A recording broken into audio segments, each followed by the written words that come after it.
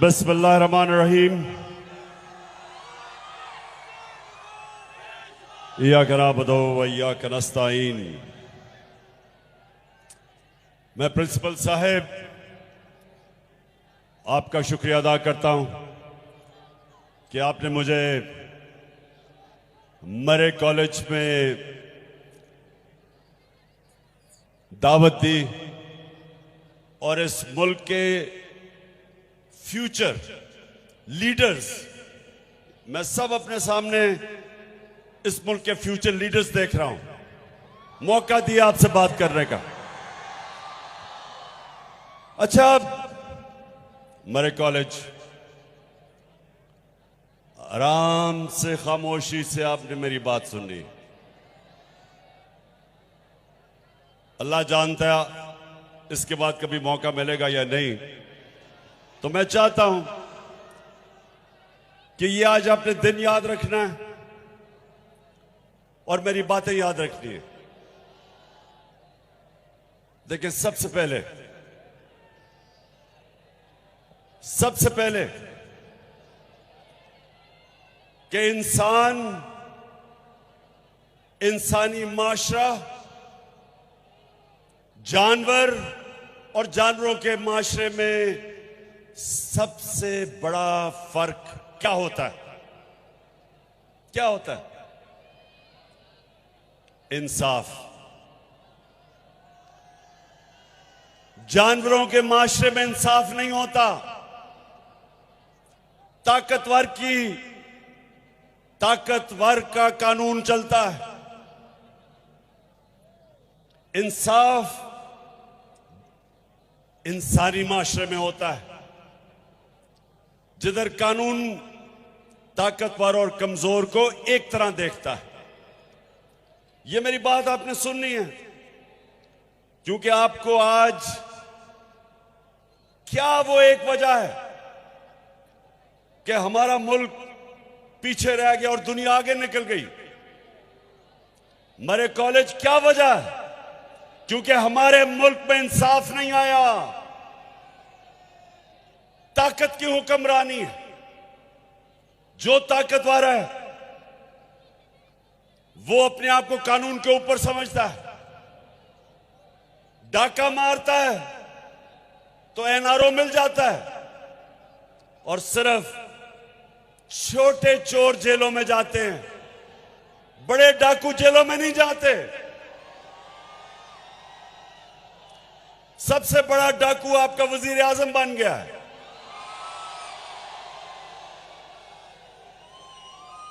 तो अल्लाह सुन ले, दुनिया का सबसे अजीम लीडर ना कभी कोई आया है, ना कभी आ सकता है। वो आपके नबी सल्लल्लाहु अलैहि वसल्लम है। किसी इंसान ने इस दुनिया में वो अचीवमेंट नहीं की जो आपके नबी सल्लल्लाहु अलैहि वसल्लम ने की है। कोई इंसान ने इंसान की तारीख में वो अचीवमेंट्स नहीं की। उन्होंने क्या कहा था? उन्होंने कहा था कि जो कौम छोटे चोरों को जेल में डालती है और बड़े डाकुओं को पकड़ नहीं सकती, वो तबाह हो जाती है। तो आज हमारा मुल्क उधर खड़ा हुआ है। और मैं जो आपके पास आया हूं, सबसे पहली मैं आपको चीज कहूंगा कि अपनी पढ़ाई के ऊपर आपकी सबसे ज्यादा तवज्जो होनी चाहिए। कौमें वो ऊपर जाती हैं जो अपने इंसानों के ऊपर तालीम पे पैसा खर्च करती है। और ये जो आपने यूनिवर्सिटी की बात की, इंशाअल्लाह मैं ये चीफ मिनिस्टर से बात करूंगा और आपको अगला स्टेटस बनवाने की कोशिश करूंगा यूनिवर्सिटी का। लेकिन ये आपने याद रखना कि जो जिंदा माशरा होता है, वो जब मुल्क के अंदर जुल्म और नाइंसाफी होती है, जिंदा माशरा इंसाफ के लिए खड़ा होता है। अल्लाह ने मुसलमानों को क्यों कहा जहाद करने का? जहाद क्या है? जहाद जुल्म और नाइंसाफी के सामने खड़ा होना। जानवर जुल्म और नाइंसाफी के सामने नहीं खड़े होते। आपने कभी देखा होगा नेशनल ज्योग्राफिक एनिमल प्लैनेट में कि जो अफ्रीका का सबसे ताकतवर जानवर समझा जाता है वो अफ्रीकन बफलो है, जो अफ्रीका की भैंस है। आप देखते होंगे कि 5, 6, 10 शेर, हजारों भैंसें खड़ी होती हैं। वो पहले उनको डराते हैं, वो जब भागना शुरू करती हैं तो वो एक भैंस को पकड़ लेते हैं 5, 6 शेर, और वो सारे अपनी जान बचा के भाग जाते हैं, क्योंकि वो जानवर हैं। जानवर अपना सोचता है। इंसानी माशरे के अंदर इसलिए अल्लाह ने आपको कहा है कि जुल्म का मुकाबला करो, जुल्म के सामने सर ना झुकाओ। जो जालिम के सामने खड़ा होता है राय हक पे और उसकी जान जाती है, अल्लाह उसको शहादत का रुतबा देता है, सबसे बड़ा रुतबा देता है।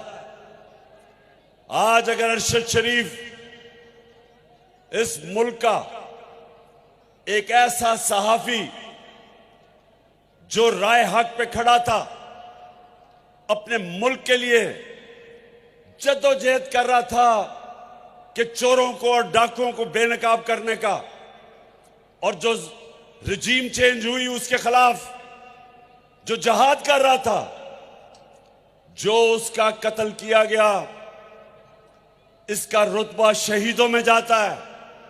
ये कौम हमेशा इसको याद रखेगी कि अपनी जान कुर्बान की इसने हक के लिए। इसलिए ये याद रखें कि जिंदा माशरा हमेशा जुल्म और नाइंसाफी के सामने खड़ा होता है। खौफ के बुत की पूजा नहीं करता, खौफ की वजह से जालिम का मुकाबला करने से डरता नहीं है।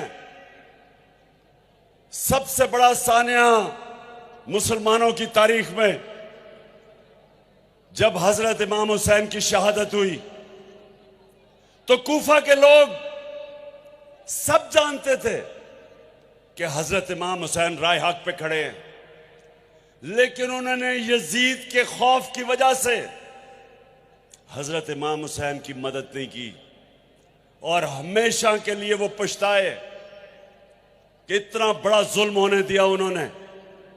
आज भी यही है। मैं जो आपके पास आया हूं सिर्फ एक चीज आपको बताने के लिए कि हमने ये जो चोर ऊपर हमारे अमेरिका ने मुसल्लत किए हुए हैं, मैं जब तक जिंदा हूं इनका चोरों का मुकाबला करूंगा, अपनी कौम को तैयार करूंगा कि कौम आज उधर खड़ी है। अगर इन चोरों की हुक्मरानी रह गई, अगर ये जुल्म और नाइंसाफी का निजाम रह गया, नबी सल्लल्लाहु अलैहि वसल्लम जो हमारे जिसकी हम उम्मत है, जो इस दुनिया की तारीख के सब से अजीम लीडर हैं, उन्होंने हमेशा हमेशा जालिम का मुकाबला किया। सारे अल्लाह के पैगंबरों ने जालिमों का मुकाबला किया। हजरत मूसा ने फिरौन का मुकाबला किया, हजरत इब्राहिम ने नमरूद का मुकाबला किया, हजरत ईसा ने रोमन इंपीरियलिज्म का मुकाबला किया, और जो यहूदी एलीट थी उसका मुकाबला किया। सब इंसाफ के लिए खड़े हुए। जितने अल्लाह के पैगंबर आए थे सब इंसाफ के लिए आए थे कि अल्लाह की जमीन पे इंसाफ कायम करना। तो आप फ्यूचर लीडर्स हो। लीडर बनता है जब वो इंसाफ के लिए स्टैंड लेता है, वो वो लोग जो जुल्म के सामने सर झुकाते हैं, उनमें और जानवरों में कोई फर्क नहीं होता। अमेरिका के अंदर जब सिविल राइट्स मूवमेंट शुरू हुई, जो अफ्रीकन अमेरिकन के ऊपर जो वो जुल्म करते थे, उनको इंसाफ नहीं देते थे, उनके सामने कौन खड़े हुए? यूनिवर्सिटी के स्टूडेंट्स, अमेरिका की यूनिवर्सिटी के स्टूडेंट्स निकले। जो वियतनाम वॉर हुई, उसके खिलाफ कौन खड़े हुए? यूनिवर्सिटी के स्टूडेंट्स, कॉलेजेस के स्टूडेंट्स खड़े हुए। हमेशा नौजवान एक माशरे के इंसाफ के लिए खड़े होते हैं। जब बरतानिया ने इराक के अंदर जंग में शिरकत की, बरतानिया को फायदा था, जंग तेल के लिए थी, लेकिन 20 लाख लोग बरतानिया में निकले उस जंग के खिलाफ, क्योंकि उन्होंने कहा यह नाइंसाफी है, जिंदा माशरा। आज आप सब पाकिस्तान के जो नौजवान, जिनका फ्यूचर, उनका फ्यूचर आज खतरे में है, ये चोरों को ऊपर बैठा के, आप सब ने इस जुल्म के सामने, इस नाइंसाफी के सामने, इन जुराइम पेशा लोगों के सामने आपने सब अपनी आवाज बुलंद करनी है। और इंशाअल्लाह हम इनका मुकाबला करेंगे, इनको शिकस्त देंगे और कायद-ए-आज़म का पाकिस्तान बनाएंगे। और वो पाकिस्तान जो यहां से इल्लामा इकबाल, जो पिछले 500 साल में मुसलमानों का सबसे बड़ा ज़हन, बड़ा इंटेलेक्चुअल, हम इल्लामा इकबाल का जो ख्वाब था पाकिस्तान का, इंशाअल्लाह हम सब मिलकर वो पूरा करेंगे। बहुत बहुत शुक्रिया। उन्होंने हमेशा जालिम का मुकाबला किया। सारे अल्लाह के पैगंबरों ने जालिमों का मुकाबला किया। हजरत मूसा ने फिरौन का मुकाबला किया, हजरत इब्राहिम ने नमरूद का मुकाबला किया।